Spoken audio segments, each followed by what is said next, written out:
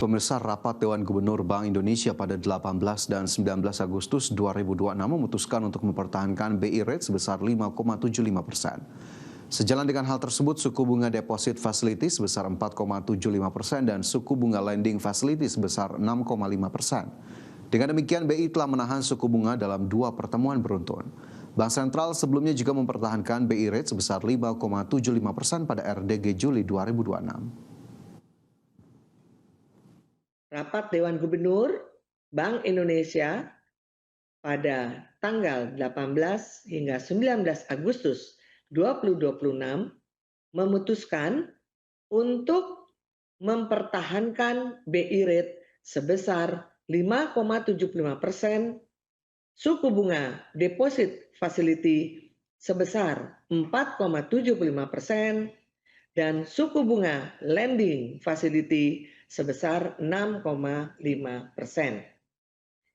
Keputusan ini tetap konsisten dengan upaya memperkuat stabilitas nilai tukar rupiah dari dampak tingginya gejolak global akibat perang di Timur Tengah, menjaga pencapaian sasaran inflasi sebesar 2,5 plus minus 1% pada tahun 2026 dan 2027, serta mendukung pertumbuhan. Utang luar negeri Indonesia naik 4,4% menjadi 453,4 miliar dolar Amerika pada kuartal 2 2026. Kenaikan utang luar negeri tersebut disebabkan oleh peningkatan utang luar negeri publik baik pemerintah maupun bank sentral di tengah kontraksi pertumbuhan utang luar negeri swasta yang lebih rendah. Bank Indonesia melaporkan posisi utang luar negeri atau ULN Indonesia pada kuartal 2 2026 sebesar 453,4 miliar dolar Amerika Serikat atau sekitar 8.095 triliun rupiah, tumbuh 4,4% secara tahunan. Berdasarkan sektor ekonomi, ULN pemerintah dimanfaatkan untuk mendukung sektor jasa kesehatan dan kegiatan sosial sebesar 22%.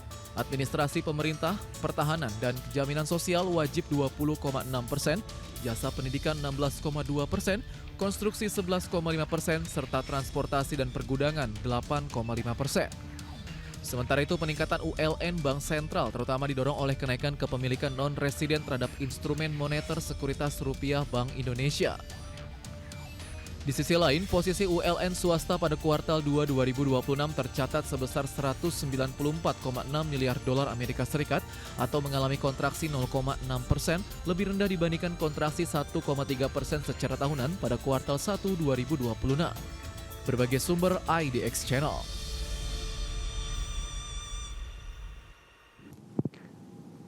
Lembaga Pengelola Dana Bergulir Koperasi mencatat penyaluran dana bergulir sebesar 22,13 triliun rupiah untuk koperasi di 36 provinsi di Indonesia. Langkah ini dilakukan untuk mendorong koperasi dalam menggerakkan perekonomian nasional.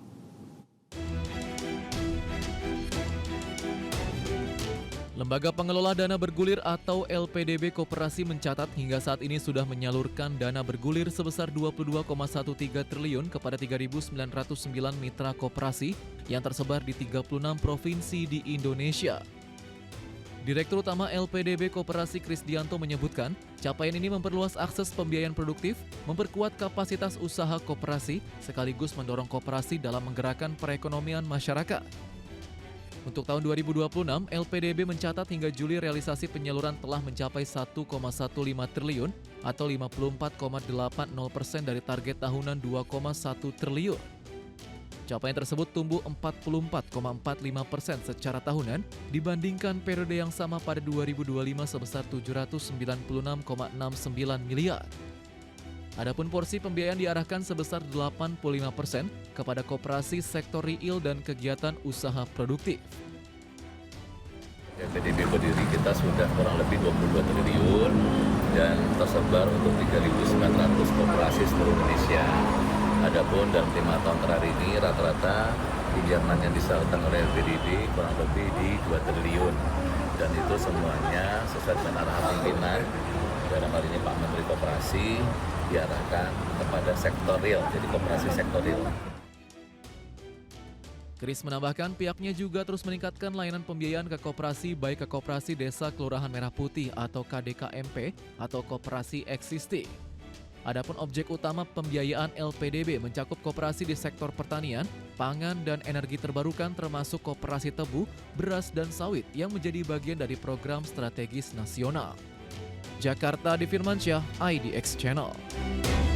Menteri Koperasi Ferry Juliantono berharap lembaga pengelola dana bergulir atau LPDB Koperasi memperluas pembiayaan kredit mikro di gerai koperasi desa Kelurahan Merah Putih. Menurut Ferry, hal ini guna mempertegas peran KDKMP sebagai off-taker bagi seluruh produk dari masyarakat sekitar. Layanan pembiayaan mikro bagi masyarakat dipandang penting bagi masyarakat di desa-desa atau kelurahan, lantaran masih banyak yang terjerumus pada praktek pinjaman online dan rentenir yang sangat membebani.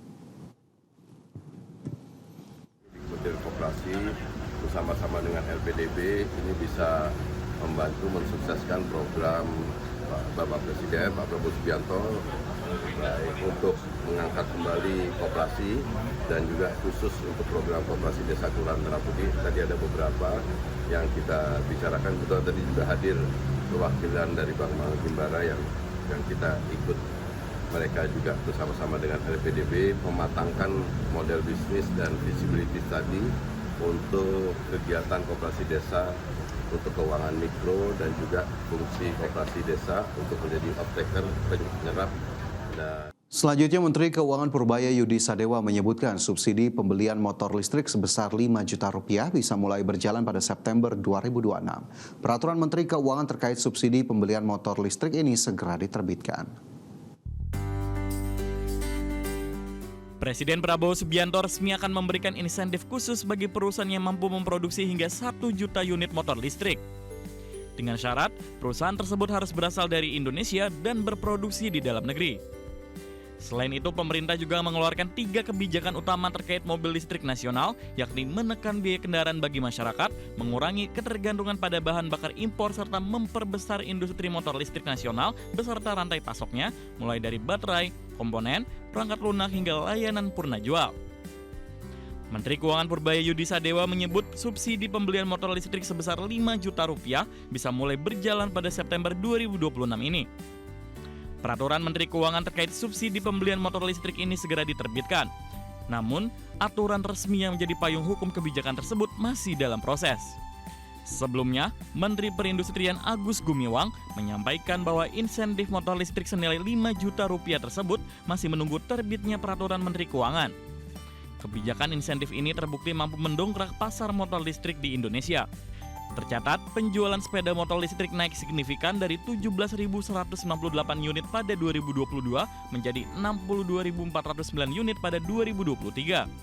Kemudian mencapai puncaknya pada 2024 tercatat 77.078 unit motor listrik terjual. Program Bantuan Pembelian Kendaraan Listrik Berbasis Baterai atau KBLBB Roda 2 pada periode 2023-2024 melibatkan 22 industri dengan 70 tipe atau model kendaraan. Sementara, realisasi penyaluran bantuan melonjak dari 11.532 unit pada 2023 menjadi 62.541 unit pada 2024 atau tumbuh sekitar 442%. Secara total, sebanyak 74.073 unit motor listrik telah menerima bantuan pembelian selama periode tersebut. Dari Jakarta, IDX Channel.